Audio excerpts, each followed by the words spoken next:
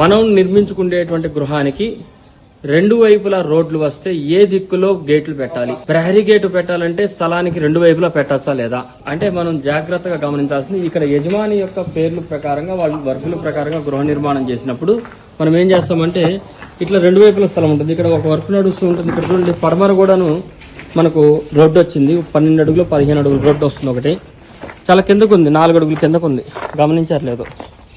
అట్లాగనే తూర్పు భాగంలో కూడాను మీరు గమనిస్తే తూర్పులో కూడా ఒక రోడ్డు వచ్చింది. అది వచ్చేసరికి 2 అడుగుల కిందకు ఉంది. 2.5 ఉంటుంది. ఇల్లు ఏమో 3.5 లేకున్నారు. అర్థమవుతుందా? ఇప్పుడు ఈ విధంగా 2 ఉన్నాయి గేట్లు.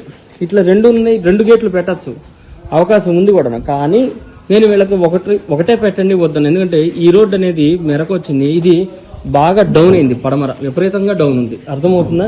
ప్లస్ వీళ్ళ పేర్లకి పడమర అనేది పెద్ద యోగ్యత ఏమి కాదు. వీళ్ళకి ఉత్తరం తూర్పులు మంచిది.